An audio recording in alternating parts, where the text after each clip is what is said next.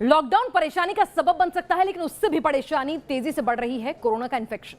देश के दो सबसे बड़े मेट्रो यानी मुंबई और दिल्ली में अब कोरोना मरीजों की तादाद बढ़ने लगी है।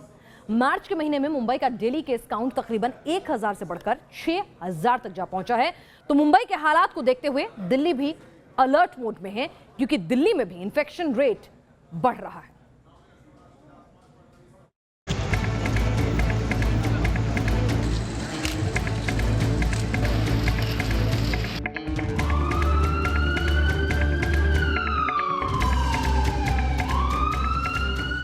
हमें ये हिदायत दी गई है कि भाई तैयारी रखो, अपने बेड्स की संख्या को बढ़ाइए। पूरे देश के अंदर 10,000 से नीचे केस आ गए थे, अब वो 6 गुना केस बढ़ गए हैं। तो दिल्ली में भी वही ट्रेंड है। मुंबई में हाहाकार, क्या दिल्ली पर होगा अगला वार?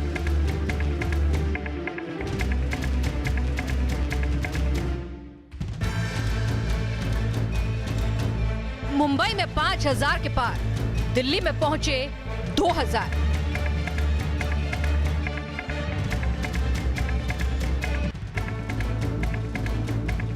देश के दो बड़े मेट्रो यानी दिल्ली और मुंबई पर कोरोना की सेकेंड वेव तलवार बनकर लटक रही है। कोरोना के मामले बहुत ज्यादा बढ़ रहे हैं। मौत का आंकड़ा लोगों को डरा रहा है। क्या वाकई मुंबई और दिल्ली अगले बड़े कोरोना ब्लास्ट की चपेट में आने वाले हैं? इस सवाल का सच समझने के लिए देखिए न्यूज नेशन की cut to cut corona report.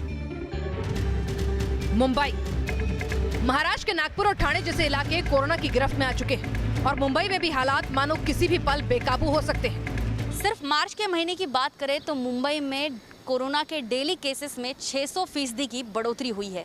1 मार्च को मुंबई में कोरोना के 855 केसेस पाए गए थे, वहीं 29 मार्च को मुंबई में कोरोना के 5890 केसेस पाए गए हैं। 1 मार्च को कोरोना की वजह से 4 लोगों की मौत हुई थी, वहीं 29 मार्च को कोरोना की वजह से 12 लोगों की मौत हुई है। यानी कि कहीं ना कहीं इन्फेक्शन के साथ साथ मुंबई में अब डेथ रेट भी बढ़ता जा रहा है। कोरोना संक्रमण के कम होने के चलते कई अस्पतालों में कोविड वार्ड बंद कर दिए गए थे, जिन्हें जल्द से जल्द दोबारा एक्टिव करना चुनौती है।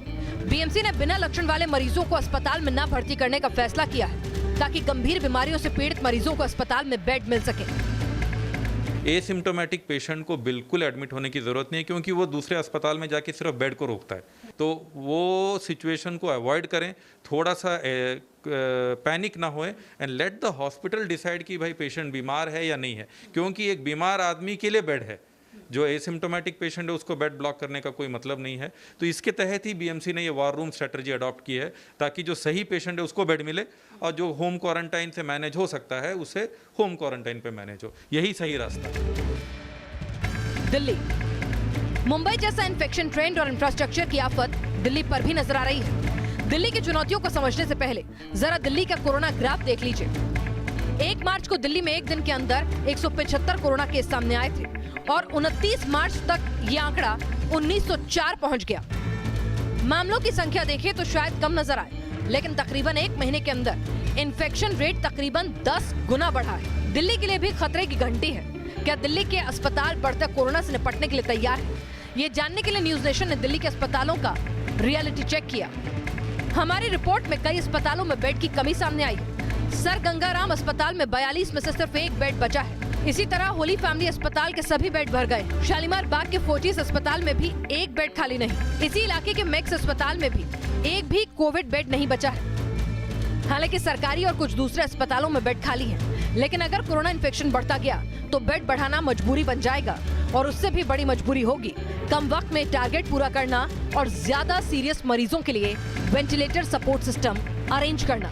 बेड्स को आज रिव्यू किया जाएगा और आज ही इसके लिए इंतजाम किए जाएंगे। सरकारी अस्पतालों के अंदर बहुत सारे वेंटिलेटर और आईसीयू बेड्स बहुत सारे खाली हैं। प्राइवेट की लेकिन सर प्राइवेट में सिर्फ 2 या 3 अस्पतालों में उसको आज कर दिया जाएगा। कोरोना जा चुका है, यह गलती सिर्फ लोगों ने ही नहीं बल्कि सिस्टम ने भी की। शायद यही वजह है कि कोविड बेड कम कर दिए गए और अब जब संक्रमण बढ़ा है तो शायद सिस्टम को अपनी भूल का एहसास हो रहा है। Team news nation.